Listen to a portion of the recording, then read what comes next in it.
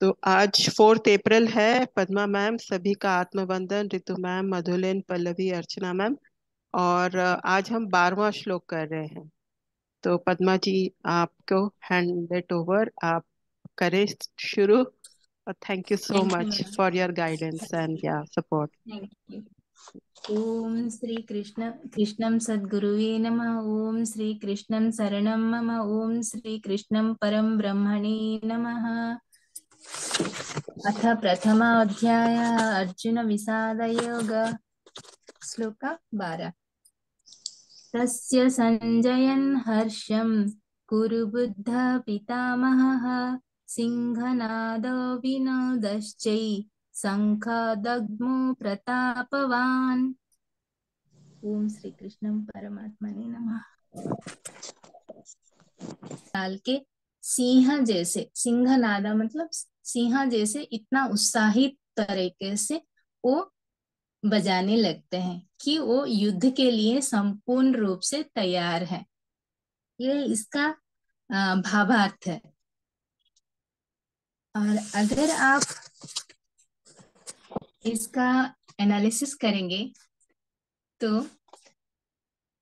भीष्म पितामह जो है वो धृतराष्ट्र जो अपने पुत्र के मोह में, अगर पुत्र गलत भी है, पुत्र के मोह में आके वो गलती का साथ देते जाते हैं। लेकिन भीष्म पितामह का ऐसा कोई भी ये नहीं है कि वो दुर्योधन को साथ दे। लेकिन वो क्योंकि एक प्रतिज्ञा किए थे कि वो राजा नहीं बनेंगे हस्तिनापुर का, लेकिन उस रास गद्दी का हमेशा सुरक्षा करेंगे। हस्तिनापुर में जो भी राजा होगा उसके तरफ से ही वो युद्ध करेंगे। उसे पता था, उन्हें पता है कि दुर्योधन गलत है और धृतराष्ट्र भी गलत है। वो अधर्म है, जो युद्ध कर रहे हैं वो अधर्म की युद्ध है। फिर भी क्योंकि वो कर्तव्य से बंधे हैं, वो प्रतिज्ञाबद्ध हैं कि हस्तिनापुर का वो जैसे भी आजीवन रक्षा करेंगे। इसीलिए अपने मन को दबा के, मन की इच्छा को दबा के वो गलत जो है, अधर्म जो है, उसका साथ दे रहे हैं। जब हम अधर्म का साथ देते हैं हमें कितना दुख होता है, जो हमारी मन की इच्छा नहीं होती उसके विरुद्ध काम करते हुए। फिर भी यहाँ भीष्म पितामह एकदम कर्तव्य परायण होके दुर्योधन के साथ युद्ध में है। उन्हें ये भी पता है कि कृष्ण परमात्मा जिस तरफ है उसी तरफ धर्म है और उसी तरफ जीत भी है।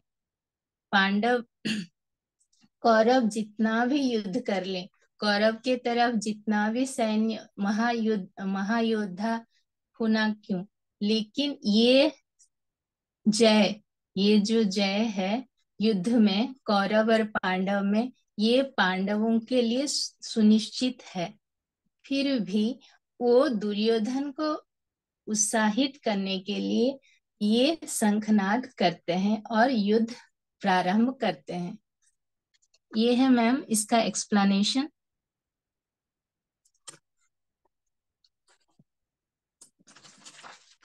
फिर भी दुर्योधन को हमेशा मन में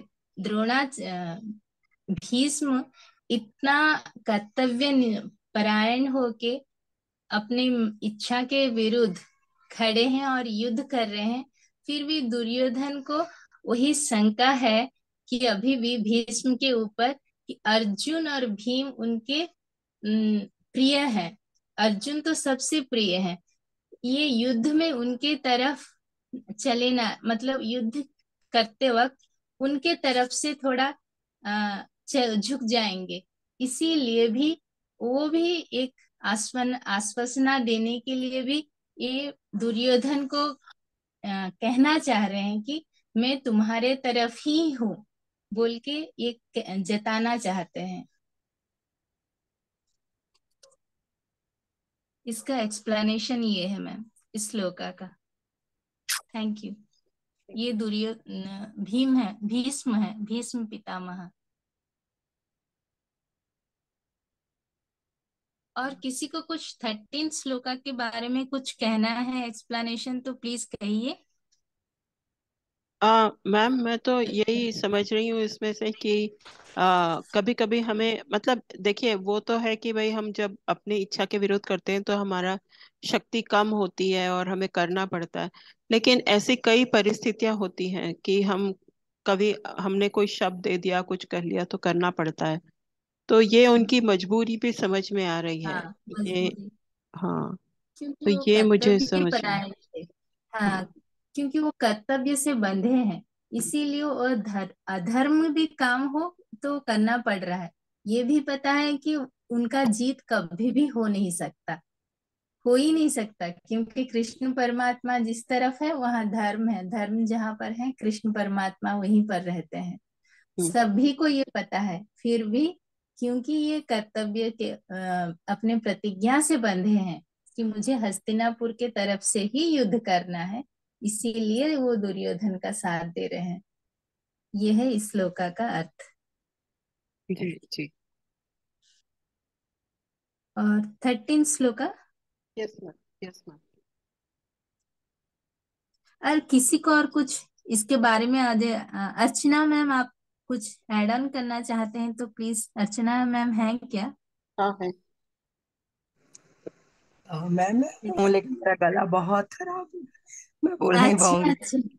ओके मैम, ओके। कल बोले थे ना, इसीलिए मैं पूछ रही थी। ओके। रीता मैम। नहीं पद्मा मैम ठीक है, बस बहुत अच्छा हाँ, बताया आपने। Thank you.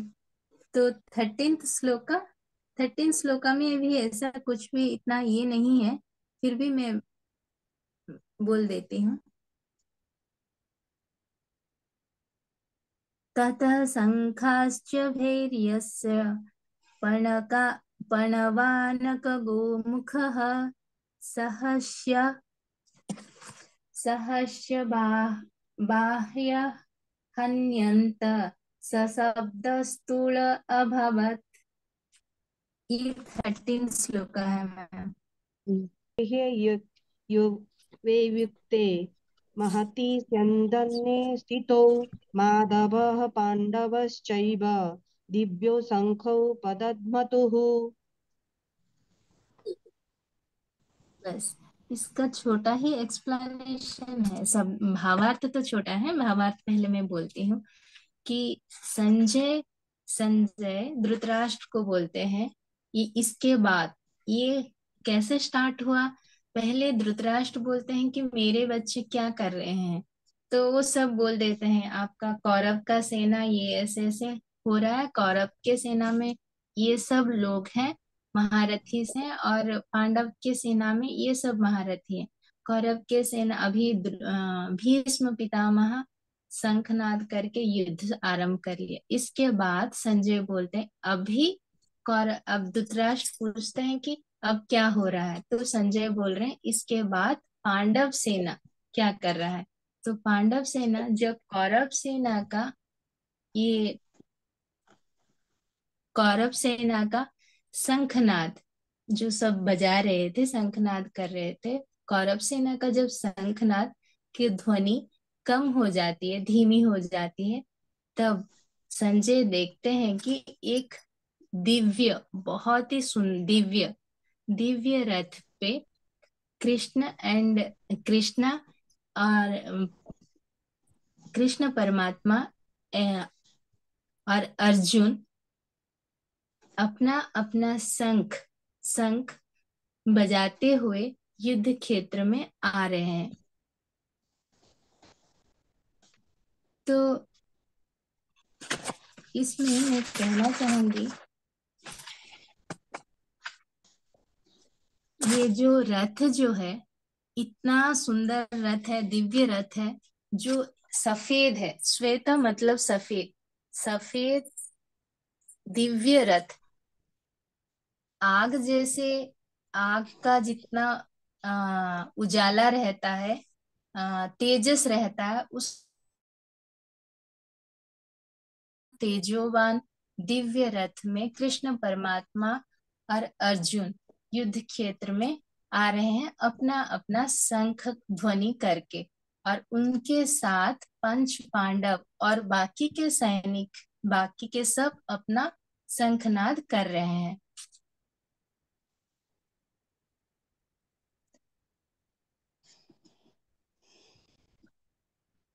सिजु जो यहाँ पर पांडव, अर्जुन और कृष्ण परमात्मा जो शंख नाद कर रहे हैं, वो साधारण शंख नहीं, वो दिव्य शंख है। वो शंख पांडव, अर्जुन जो रथ भी बैठे हैं, जिस रथ में वो विराजमान है, और जो गांडी वो लेके आए हैं, और वो जो शंख वो बजा रहे हैं, ये सब उनको दिया गया है अग्नि देवता से। ये सब उन्हें अग्नि देवता ने दिए थे, इसीलिए वो अग्नि देवता का वो तेजस उस रथ में झलक रहा है। जब ये श्वेत वर्ण का मतलब सफेद, सफेद घोड़े में, सफेद घोड़े से बंधा हुआ, 4 घोड़े से बंधा हुआ रथ में कृष्ण परमात्मा कुरुक्षेत्र के युद्ध, कुरुक्षेत्र में भूमि में आ रहे थे, ऐसा प्रतीत हो रहा था कि जैसे नर नारायण स्वयं अधर्म के विरोध में युद्ध करने के लिए आ रहे हैं, ऐसे संजय धृतराष्ट्र को बताते हैं। यहाँ पर देखिए, जो रथ है और घोड़े हैं, ये श्वेत वर्ण के हैं, मतलब सफेद है। सफेद कौन सा रंग का सूचक है? सफेद धर्म का सूचक है। सफेद जो रहता है वो विजय का सूचक है। तो सफेद जब बोलते हैं तो यहाँ पर जय किसके तरफ है? पांडवों के तरफ ही है, क्योंकि कृष्ण परमात्मा धर्म के साथ है और इसीलिए वो सफेद रंग से आ रहे हैं। जैसे मैं बोली थी कि अर्जुन को ये सब दिया गया है। अर्जुन को एक बार क्या हुआ था, जो गांडीव और धनु, जो धनु और ये रथ अग्नि देवता देते हैं। किस लिए देते हैं? एक बार इसके पीछे एक छोटी सी कहानी है। एक बहुत साल पहले मांडव वन रहता है और उस वन का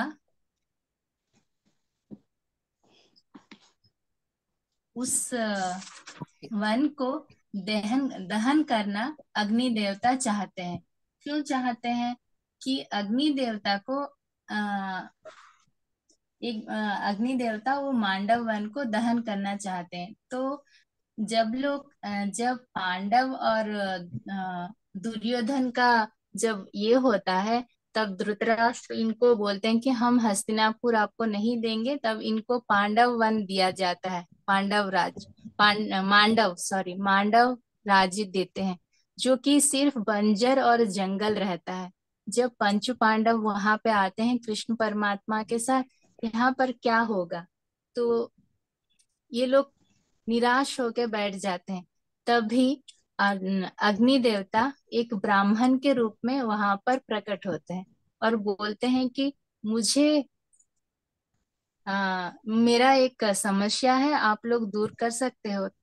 तो अर्जुन और कृष्ण परमात्मा पूछते हैं कि क्या है, आप बोलिए। तो तभी बोलते हैं कि मुझे थोड़ा जटाग्नियों का प्रॉब्लम है। तो मैं जो भी खाना खाता हूँ वो हजम नहीं हो पाता। तो अभी हम क्या करें? हम चाहते हैं कि मांडव वन का तभी अग्नि देवता बोलते हैं कि मैं ये मांडव वन जो है, इस मांडव वन का वन मूलिका सब खाना चाहता हूँ। तब अर्जुन पूछते हैं कि आपको तो अभी हजम नहीं होने का समस्या है, हजम नहीं कर पा रहे हैं, तो अभी ये खाने से तो आपका समस्या बढ़ जाएगी। तो नहीं, बोलते नहीं, मुझे यही वन मूलिका खाने से मेरा समस्या दूर हो जाएगी। तो ठीक है, आप खा सकते हो।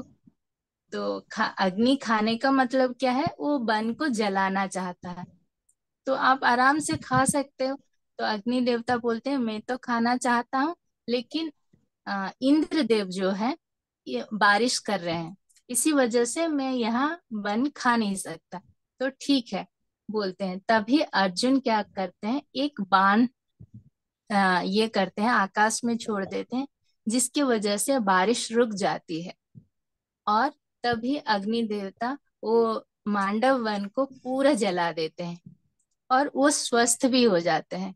जब वो मांडव वन जल जाता है, तो ये लोग तब वहीं पर ही इंद्रप्रस्थ बनाते हैं।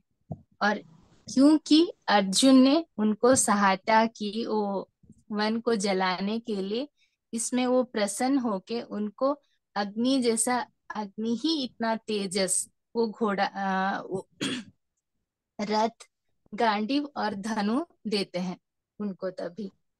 और उस रथ में चार आपके घोड़े रहते हैं, देखना। वो चार घोड़े हमारा वेदों का प्रतीक है। चार वेद जो है हमारे, ऋग श्याम यजु अथर्व वेद, ये चार वेद का ये प्रतीक करते हैं चार घोड़े। ये घोड़े भी उन कौन से एक राजा, हाँ गंधर्वराज, गंधर्वराज चित्ररथ, चित्ररथ उनको ये घोड़े देते हैं। एक संदर्भ में गंधर्वराज गंधर्व राज्य के राजा चित्ररथ, उनको 100 घोड़े देते हैं। वो 100 घोड़े में से अर्जुन क्या करते हैं, चार घोड़े इस रथ को लगाते हैं। और ये घोड़े का खासियत ये है कि वो कहीं पर भी जा सकते हैं, आकाश में, स्थल में, जल में, कहीं पर भी ये घोड़े जा सकते हैं। ये है वो रथ का खासियत। ये रथ आप अगर पूरा देखेंगे तो कृष्ण जो है वो परमात्मा है, अर्जुन जो है वो आत्मा है, और ये चार घोड़े जो है हमारा वेद है। ये सारांश है। रथ में जो कृष्ण परमात्मा बैठते हैं, ये इसको दर्शाता है हमारा फुल वो पिक्चर जो है, चित्र जो है, ये है उसका चित्र। और मैं और आपको और एक छोटी सी बात कहना भी भूल गई इस स्टोरी में। यहाँ पर जो जब वो वन जल जाता है, वहां से एक राक्षस भी निकलता है। उसका नाम, यहाँ पर इतने सारे नाम्स रहते हैं, भूल जाती हूँ मैं। शायद मा, आ, हाँ, मायक है शायद उसका नाम, मायक। वो मायक जो राक्षस है, वहां से वो राक्षस निकलता है। वो जंगल को जब जला देते हैं, वो वहां से मुक्त हो जाता है। इससे वो खुश होके वो मय शोभा बनाता है वहां पे इंद्रप्रस्थ में। वहां पर वो लोग इंद्रप्रस्थ बनाते हैं ना, वहां पर वो मय शोभा बनाते हैं। ये है स्टोरी, उसके पीछे जो स्टोरी है, इतना बड़ा स्टोरी है उसके पीछे। Thank you. ये मय राक्षस का एक बार और बताइए, क्या कह रहे हैं आप? जब वो आ, अग्नि देवता, मैम, अग्नि देवता वो हाँ मांडव वन को जला देते हैं। हाँ हाँ उस हाँ। जला उस वहां पर भी वो माय राक्षस रहता है, मायक राक्षस। अच्छा अच्छा तो वहां से वो मुक्त हो जाता है ये जलाने से। तो अच्छा। उसमें से वो खुश होके वो माय सभा बनाता है, पांडवों के लिए वो माय सभा बना के देते हैं। उसका भी मैं पिक्चर डाली हूँ, तो माय सभा का भी। ये दिख रहा है यहाँ पे, जला रहे हैं ना, तो वन जो जल रहा है हाँ उसका दिखा हाँ रहे हैं। हाँ हाँ, उसमें एक माय सभा का भी पिक्चर हाँ। होगा, अच्छा, वो भी अभी है। देख रहे हैं। हाँ ठीक है। Thank you Padma hmm. Ma'am, thank you. Thank you ma'am. ये है इस श्लोका का भावार्थ में। और थैंक यू किसी पद्मा को मैम। कुछ, या थैंक यू। किसी को और कुछ हाँ किस कहना है तो हाँ। प्लीज, मेरे अगर मेरे कोई जानते हैं एक्स्ट्रा तो प्लीज शेयर कीजिएगा। नहीं, मुझे एक्स्ट्रा नहीं है, लेकिन आज मुझे बहुत खुशी हुई। एक एक्सप्लेनेशन पढ़ रही थी, माधवा करके क्यों हाँ हाँ, बोल रहे थे मैं वो। भूल गई, हाँ, माधव सॉरी। बोला ना, हाँ माधव बोला। हाँ उसमें हाँ मेरे फादर का नाम माधवा था, हाँ, मैं भी भूल गई माधवा मैम। और सॉरी, थैंक यू फॉर मैं रिमेम्बरिंग में। ये बहुत मैम आज का इम्पोर्टेंट चीज है। आज वो कितना एक्सप्रेशन कौन सा श्लोक का नाम बता देंगे? 14, 15, 16 और 12, 13, 14। 12, 13, 14 मैम। 13, 14। प्लीज। हाँ, मैं तो थैंक यू अन्नपूर्णा मैम, बहुत ही अच्छा आप मुझे थोड़ा रिमाइंड कर दिए। 13, 14 श्लोका में एक वर्ड है माधव। माधव पांडवश्चैव। यहाँ पर क्यों माधव बोल के बोले हैं संजय? कृष्ण भी बोल सकते हैं, कृष्ण के तो बहुत सारे नाम हैं, यहाँ तो कृष्ण क्योंकि परमात्मा लक्ष्मी, कृष्ण कृष्ण में बोल। हाँ, गॉडेस क्योंकि लक्ष्मी के पति है ना वो। हाँ, माँ। माँ का मतलब जो भाग्य भाग्य का देवी, और धबा का मतलब पति। लक्ष्मी भाग्य के पति। भाग्य के पति किसकी तरफ है? पांडवों की तरफ है। तो जय तो सुनिश्चित है उनके तरफ। वो कहना चाहते हैं धृतराष्ट्र को ये, माधव के मतलब जीव भाग्य के पति हैं, विधाता है, जिनके तरफ है वो उनके साथ तो विजय सुनिश्चित है। मैं भूल गई मैम वो वर्ड को एक्सप्लेन करना। मैं लिखी थी उसको एक्सप्लेन करूंगी बोल के, लेकिन ये भूल मुझे गई। थैंक आज यू मैम। उसकी मतलब मुझे आज उसके असली मतलब पता चला। हमें मालूम नहीं हाँ। था दवा में लक्ष्मी भी जुड़ी हुई है, क्योंकि मेरी अच्छा। बुआ का नाम लक्ष्मी है और अच्छा। फादर का नाम माधवा है, और दो छोटे छोटे चाचा थे, केशव और हाँ, मधुसूदन।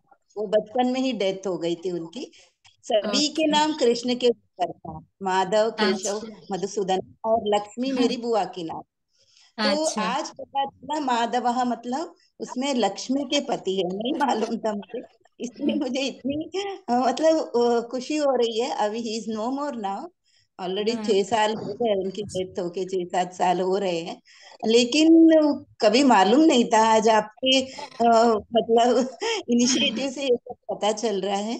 और मुझे ये पूरा सीन आप जो भावार्थ बोल रहे हैं, एक तो ये बाहर से युद्ध तो चल ही रहा है, जैसे आपने भीष्म का बोला, हाँ, द्रोणाचार्य का बोला, लेकिन अंदर भी एक युद्ध चल रहा है उनकी, उन हाँ, सब के अंदर।